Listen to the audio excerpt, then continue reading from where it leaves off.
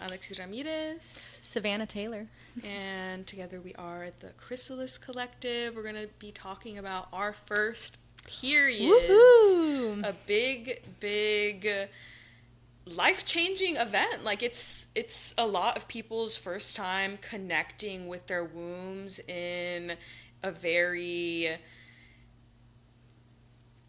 present way, because you have no other choice but to really sit and look at this transition and change that your body is now going through. Like, it's super in your face. Like, your womb, it's doing things. Absolutely. I think that the first menstrual cycle is so pivotal in our lives and the lives of all people who have wombs, regardless of gender identity, because it is a lot of the times our first experience with our bodies really doing something that is bigger than us And out of our control. Yes.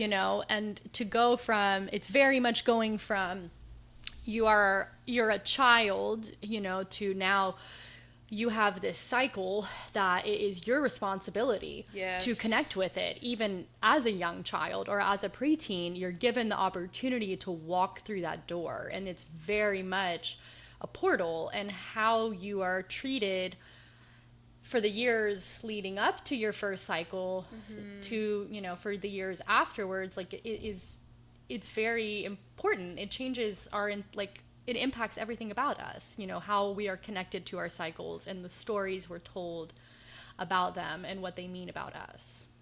Yeah, I feel like my first period was just like something that I did not think was going to happen the way that it did. Like, Tell us about it. I remember just getting like the knowledge of my period from my mom. It's like a bright red blood type of deal, right? It's going to be so obvious and you'll know when it happens, and that wasn't the case for me. When I got my first period, it was me running in gym class saying that I had pooped myself. Okay. Because it was darker brown blood, and that's not information that I didn't know that my blood could be brown. Like, Right. there's just such a limited scope of what we're taught about our periods, at least for me. I don't know what kind of information you got ahead of getting yours. I think a lot of people are misinformed about the fact that there are different types of blood, and they do mean different things. And I love that your first period started with kind of that brown blood. That's older blood. That's blood that's been like oxidized. It's been sitting there for a minute. And so that was the first time your cervix like had probably ever bled and like that. And so I think that is really amazing, because the brown blood, the old blood, that was like an older part of you that came out, and like to make way for all of the red blood, which in my brain, like I symbolize, or the red blood is very much symbolic of like, this is the fresh blood, this is the new blood, this is all of the things that are like making way for new change and new transition. And so I think that that's really cool, not only on like a practical level, but a more kind of metaphorical level, like what that means for your first cycle. I think there is a lot of misinformation and disconnection the way we teach young people and their bodies like what to expect for the first period. Yeah. Because for me it was pretty similar in like I had been told for like 5 years that like my mother had started her period at 10, and I was kind of like geared up and expected to do that at 10. And so when it didn't happen at 10, I felt like there was something wrong with me. And then it didn't happen at 11, and then it didn't happen at 12. And at 12 I was like, okay, I think I'm just like not even gonna think about this anymore. And I started my first period like just a couple months after I turned 12, and it was very much that like old dark red blood, and it wasn't like flowing, it wasn't a heavy flow or anything like that. It was more like spotting or a little bit like thicker, almost like just like bloody cervical fluid, you know, like more tinged and red, darker red. But I was at a church retreat. of all places. Where were you? You were in gym class? Yeah, I was running. I remember I was like, damn, girl, you ran really good today. Like, I was just like, I was like, damn, I went so hard that I like pooped myself. Like, what's wrong with me? I'm just picturing you like thinking that and then being like, okay, what am I going to do now? So what did you do? I was in the locker room texting my parents. Like, I literally, like, I diarrheaed myself. Like, I don't, there was just this feeling of, I don't know what's wrong with me. Okay. I don't know what's wrong with me. Like, it has to be something wrong with me. Right, like, right. This isn't natural. I'm too grown to be, doing that. Exactly. Yeah. And so it's just interesting how, like, that was my consistent feeling throughout having my first cycle was there's something wrong with me. And even the fact that, like, I did have darker blood, I thought that was another indicator that there was something wrong with me. Because even whenever my mom told me, like, oh, like, where is it coming from? Like, she sat in the restroom with me and, like, was very present and was just like, no, mommy, like, that's just darker blood. Like, that's your period. Like, we're gonna take care of you. Like, very much treated me like a little princess. No. Like, sent my dad to go get me chocolate. Like, gave me the whole treatment, just gave me a heating pad. Not that it, like, necessarily hurt, but I think it was just, like, soothing. And having that conversation with my mom, but still leaving it feeling like, why is it my blood red? Like, why is it coming out brown? Like, having all these questions that, like, I wasn't necessarily getting answers to. It was just that underlying feeling still of, mine isn't normal. Right. Like, this isn't how it's supposed to be. And, like, comparing myself to other people and my friends who had already gotten it, because I got mine when I was 13, like right before my 14th birthday. So even comparing myself leading up until that time, thinking like, well, why is everybody else getting it and I'm not getting it? Like, that kind of comparison of my body in such a way that it's like, I have no control over this. And, like, why is that my instinct? Like, why is that what's on my mind at such a young age, to think I'm not doing this right? Sure. And it's obviously something wrong and broken about you. Exactly. Like, you have somehow created this. So I think that, I mean, when you're 12, 13, 14, like, you're already comparing so much. You're comparing yourself so much to your peers and to the images that the media puts out there about, what your body should look like. And even, like, period products. Like, we grew up with, like, pad commercials all about, like, the blue liquid. And, yes. And also, like, we were sold these really toxic products from a very, very young age. Like, period products are some of the worst for endocrine disruptors and just all of the toxic shit that they put in those, and you're giving them to 11, 12, 13-year-olds. It's horrible. So I feel like that I completely empathize with what you are saying. Did you know how to use a tampon or pads? Like, had you been taught how to use menstrual products?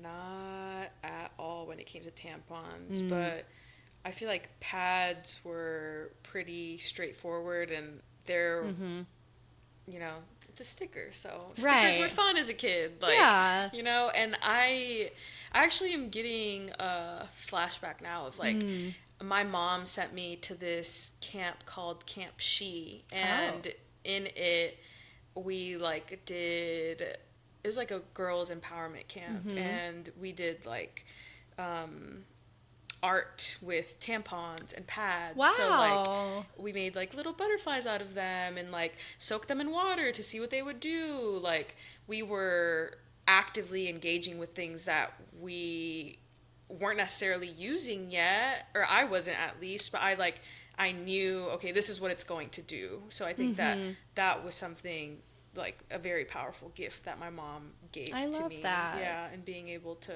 just be like, this is, like, get familiar with these things because you will be using them. And with tampons, like, I feel like everybody has a tampon horror story. Oh, like, girl, putting that first one in, man, I definitely did not do it right. But I was just like, I can't let anybody look to or to like tell me if it is in right, because it's only something that I can feel, and that it's like, it's not supposed to be uncomfortable, and people say that, but it's like, I think it's maybe supposed to be a little bit uncomfortable. Like, there's just so many questions of, like, not knowing how to feel discomfort and differentiate it between, like, is this discomfort just supposed to be normal because periods are painful, and, like, just going down that path of, like, giving into all of those messaging of, like, it's just something that you're not gonna have a fun time with, and like, it has, like, that's just the way that it is, so you're gonna kind of have to suck it up, versus no, this is actually not the way that this is supposed you don't to have to be uncomfortable and in pain. And I mean, I remember practicing with tampons from a really young age, like way too young to be putting tampons in my vagina. Like, I remember one time feeling really, really guilty because I had put in a tampon just like for practice fun. Like, I was always kind of very curious about them and about my body. And I put in a tampon, and after I took it out, there was like a little bit of blood on it. But I knew, like, that wasn't from a period. And so I had been told, like, when you lose your virginity, you will bleed, and that's your hymen breaking. Yes. And so I remember Googling on my iPod Touch that I got or whatever, I was like, do you lose your virginity if you put in a tampon? And like feeling really, really guilty around, just experimenting and doing things that, like, oh no, now I have done something to impact, my purity and my relationship to God and my relationship to my future husband, and so that sticks out to me. I also remember not knowing, like, the whole time I was at that church retreat the weekend I got my period. I think it was just two days, and the mom we were staying with was nice and gave me some pads, but like I didn't really know how often to change them, and so like I just like kept like a panty liner on for like 2 days, and it was not clean, like not hygienic, and just having to figure all of those things out. How was your cycle as a teenager? Like, how did you continue to connect with your cycle? Well, I think that I had a very short time getting to even get used to having a period before it was disrupted by birth control. Oh, there it is. Yep. So I was 13 when I got it. I don't think that honestly, I can't, it's like so hard to remember just because it was just a short amount of time. It was like something I was very disconnected from. Right. Like, I played soccer, so like I would, and there was a point in time where like I was like, I can't keep running around with the pad on, I'm just gonna have to use a tampon. Right. Like, that was very much a thing. And then once I used a tampon, I was really just disconnected from even seeing my blood. Like, it was very much just, oh, okay, we're getting rid of it. Yeah. Like, Convenience, just exactly, totally. not connecting with, like, it just felt like a responsibility and something that I had to deal with. It wasn't anything outside of that. It was just like, all right, this is a bummer, guess we're gonna have to do it. Like, it was that for the 3 years. Well, really only like 2, because it was right before my 14th birthday, and then by the time I was 16, I had started having sex, and my mom, because she had me at such a young age, she was just, we're not dealing with this. Right. You are not getting pregnant, and that's that. Like, you're on birth control. So And once I got on birth control, it was like my cycle was so messed up. I would bleed for like, and even I was on birth control until I was about like 23. I decided that I didn't want to be on it anymore.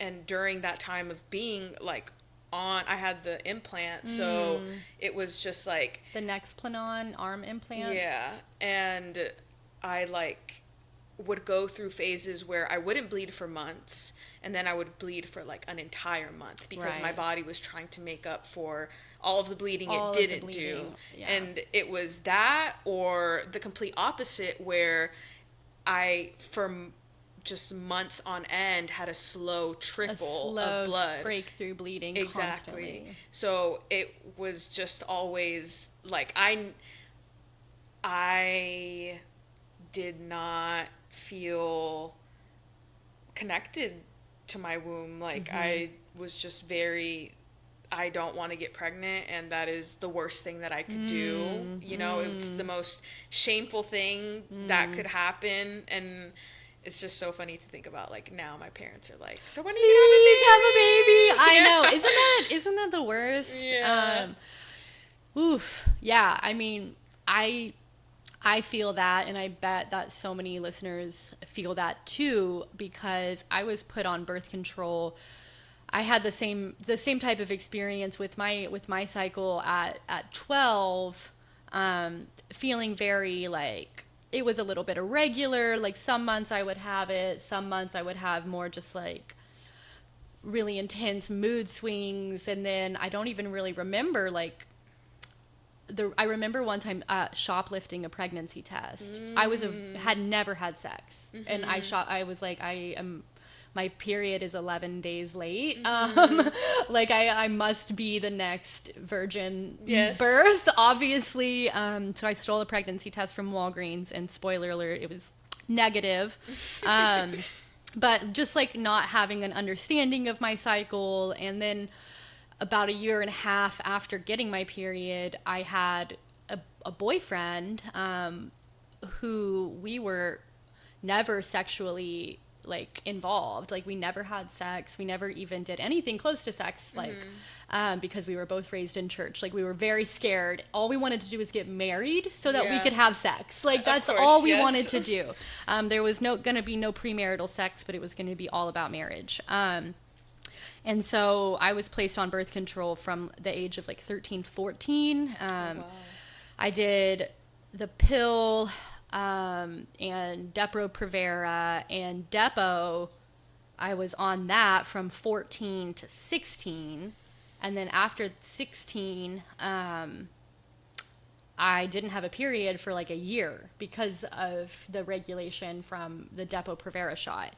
And then I was on and off different types of birth control. The pill, I did the NuvaRing. We'll have another podcast all about birth control, but like just for context. So from like 16 to 19 was trying all different types of birth control for myself, like as a woman who then, when I went to college, just decided like I'm grown and I'm not a part of that world anymore. I'm gonna have sex with anybody that'll have sex with me, so I need to have birth control. And I did like that, but it made it to where I didn't have a cycle until I got pregnant, and then didn't have consistent cycles for years because I was pregnant and breastfeeding, and still took birth control, and it was just like a whole disconnection from my cycle until outside of pregnancy and outside of postpartum was very disconnected from my womb day to day, and remembered feeling like during pregnancy and postpartum like, wow, this is really, really powerful. This is really, really profound. I want to be doing this all the time, but I don't know how. There's nothing special about my body when I'm just me. Ooh. When I'm not like just doing something with my body, there's nothing special about it, when that's just like bullshit, because our cycles in and of themselves are so deeply powerful and give us so much power in our lives when we use them as a guiding force. Yeah, I'm curious to hear more about how you felt like you having your period, like what kind of responsibility did that mean for you, or what messaging were you given around like this is now something you're in charge of, and just your journey even with like your first pregnancy, because you were 19. Definitely. Well, a little bit of a content warning. I'll talk about sexual assault. So I was told when I got my period, like, you are now responsible for not getting pregnant if you get raped. Like, if you get raped, you can get pregnant now. So now you need to be aware of that. And so that was the responsibility that I had, was to just like not to just, I mean, it was already my responsibility from a child, like from a young age, to be careful and to make sure that like men didn't do anything to me, or like it was, there was a heavy responsibility placed on young girls in my church and in my culture. And so, in my family. And so that was already very, very present. And then when my period came, it added just another level of like hyper awareness that if that happened to me, I could get pregnant. And because I'm a Christian, I can't have an abortion. And so I'm going to have to be stuck with that baby. And so that was very much like something I was afraid of for a really long time, until I did get pregnant from the result of consensual sex, and felt really, really stupid because I had been shamed into sexual education and sex knowledge, and like shamed into like knowing that pregnancy is wrong for me at a young age, but still not aware or connected enough with my cycle to know what was actually happening in my body, and like what was going to happen after I got off of the pill. Before, I was literally had just stopped taking the birth control pill because I was like, this is making me like feel like I want to end my life. Like, this is just making me depressed, and I hate this, and that's not how I feel. And so I was like, okay, I'm not going to do that, but I'm going to get a copper IUD. I was just waiting for my IUD to come in at the OB-GYN's office, and found out I was pregnant in the middle of that like switch from birth control. And just like didn't know what was going to happen to my body. I didn't know what ovulation really was. I didn't understand, like I was very much aware, or very much like ingrained to the 28-day cycle, 14-day ovulation, 5-7 days bleeding. Like it was just the apps that I, used to teach me at that point. And so I didn't have any connection. That was the first real connection I had with my womb for my whole life, was when there was suddenly now life growing, taking its place inside of me. Wow. That's like the ultimate responsibility. Yeah. Like that's like the one thing that they're like Christianity and all of the systems and that are in place. That's the first thing that we are taught, that now that you have a period, you can get pregnant. So like it's such an interesting perspective to like have, where I feel like in my case, I haven't had a baby. So I don't know what it feels like to carry life in such a profound way, but I still do experience it with every bleeding that I have, and like honoring it in just it's like we all get the chance to be responsible for our bodies and tap in that way, and it's not taught to us in a powerful way. It's taught to us in a way to be shameful about. And that's something that I'm just thinking of, like how it happened for me growing up.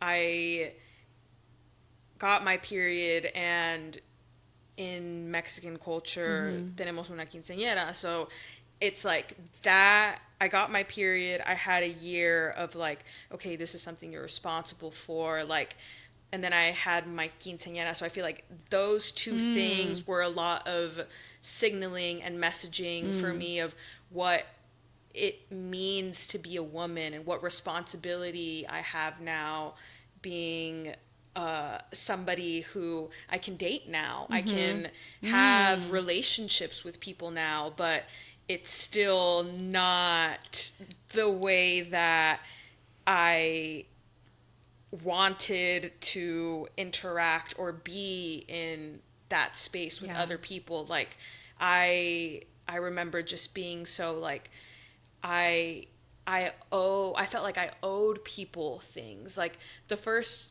boyfriend I had, it was like he was so nice to me, but I was not attracted to him at all. And like I felt like I owed him the experience of getting to know me because he was so sweet to me. And like that is something that I feel like if I would have known that like my body is, I knew that it was mine, but like I have power and ownership over who even gets to experience my energy and what it means to be able to engage with people in this way and what that responsibility, what does that mean for me outside of how it looks to other people. Right. And I think that's a lot about, that's why we're here. That's why we're doing the work that we're doing, because it is, I think, our collective goal to hold space for a new generation to do this differently and to provide the opportunity to people, for people to be told, if you haven't been told, that your body is sacred and pure and worthy of love and all of the goodness that the universe and that you hold before, then like this is it. Yes. This is the message that like your body is perfect just the way that it is, and that it is your body. It doesn't belong to anyone else. And that's what the full moon circles are really, I think, representative of, is healing our wombs, connecting with our cycles, and realizing that these cycles are not just our individual cycle. Exactly. It's a cycle of seasons. It's a cycle of the planets. It's a cycle of each other. It's the awakening, the spiritual awakening of our planet, you know, and that like we are very, very much interconnected, and that while it is your body and nobody has a right to it, that we are collective energy and collective body, and that we can use our bodies and use our wombs to connect with one another, to heal pain and to heal trauma. Yeah. So what message would you give to a parent who has a child with a uterus, who is going through, you know, who maybe is about to go through or is going through, you know, menarche with their child?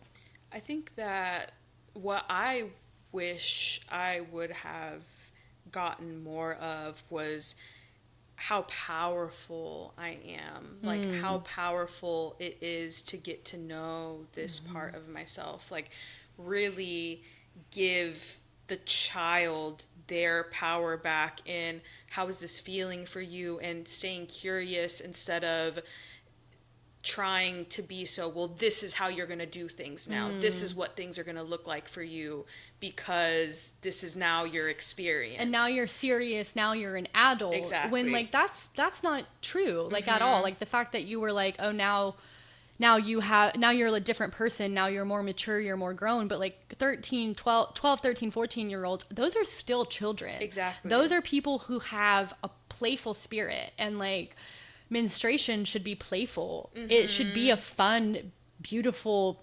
experience the same way any other part of childhood is. It's just the way we frame it. And when we frame it as a curse, when we frame it as something to get through, and when we carry all of our generational trauma as mothers and as parents, then we're sticking that into the womb of Yes. someone else. And like, I've read that like the nervous systems of babies in utero are being formed, like obviously they are being formed during pregnancy, Yes. but the regulatory systems are being formed as well. And so like when you have a pregnant person who is disconnected from their womb or has trauma in their womb, it can pass down generationally in pregnancy, and it changes the behavior, the makeup of this child. And so like it is our responsibility as womb holders to give to the next generation that comes from our body a new chance to do it differently, and to give them the space to take their power and claim their power. And by doing that, we're doing it for ourselves. Exactly. You know? I think just like giving them that space to be curious about their bodies, to No shame. Exactly. No shame. Really have an open dialogue, because it doesn't just start when, you know, a period comes about. This is like the more open you are about sexuality and talking about your bodies, like that's something that starts super young. Yeah, so, you call it a vulva, not a hoo-ha yes, to a exactly. baby. It's going to change them. Like language shapes reality. Well, and education and knowledge is power. Like people say it all the time, but when it comes to this aspect of life, people have been very withholding of that knowledge, and therefore withholding of giving people their power when it comes to their own bodies. Oh, that's good. That's, yeah, I mean, just need to sit with that, because you're right. I think generationally we enjoy victimhood as well. I think that we have gotten a lot of pleasure. People get a lot of pleasure out of sitting in their trauma and sitting in their pain. And when we don't take, and I'm not talking about all of the forces, the social forces of oppression that don't allow you to move through things, but as the generation and bearing children, at least from my perspective, it is my responsibility to not sit in my shit and to move through it, so my children who have wombs, my daughters, can have something that is just so different than what I was raised with. So we will be hosting private period preparation workshops and educational workshops for groups, for parents and children, that are going to be informative and in-depth about sexuality and sex and all things womb wellness, our bodies for young people. And it is very much a counterculture to purity culture. It is without being exploitative or without being grotesque. There's no reason for any of that. And to think that would be what we are doing is so far off base. But I know that there will be people out there that are like, this is too much. What are you thinking about? Like, you are going to tell a young kid that it's okay to touch their clitoris. And I'm going to say like, yes, actually, I think that you should, as a young child, not a, you know, like whenever have that curiosity, when it sparks. Like, that's the thing, we can't separate ourselves from our own nature. Like, if we're curious people, like, we're, as humans, that's what drives us. That's what we're constantly, like, if you weren't curious, then you're not learning. Yeah, and curiosity for children is natural, and when they're told, actually, your curiosity is wrong and bad and dirty and gross, they feel so much shame. And I felt so much shame. And that shame leads to secrecy. And that secrecy eats us alive and kills us. And it is so damaging, and it allows people to carry so much trauma. And so what we're doing here is trying to, in a peaceful, non-judgmental, and affirming space, open the conversation. and it give people the opportunity to move forward in a different way. And so if that's something that feels in alignment with you, we will be posting a lot more about our future offerings. So Alexis, remind us about our Instagram account. Our Instagram is at _chrysalis_collective.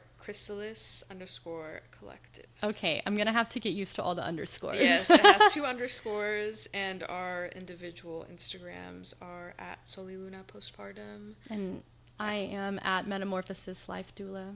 And we're so excited to be able to create these spaces that are so needed, because I wish that I had somebody during that time to tell me that this is actually something that I can use to my benefit. My period is something that I can work with, not in spite of. Absolutely. It makes you are stronger because of it. It's not something that you have to fight. It's more knowledge that I have on myself.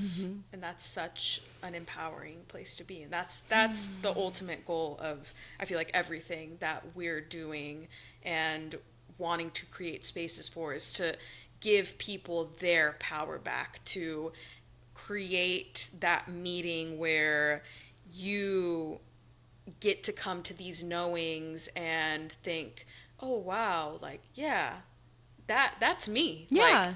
Like, I am that powerful. I do get to connect and have this new knowing and new perspective on myself, because it's exactly that. Like, it's all about perspective. Absolutely. It's an opportunity to tune in where she agrees with me. Soul is just giving affirmation right now. She understands. Well, I feel like you nailed it. We did that. Yeah. You said everything that needed to be said. I don't we have said it. Everything. Yes. Well, I guess until next time, we are the Chrysalis Collective. I am Savannah. And I am Alexis. See ya. See ya.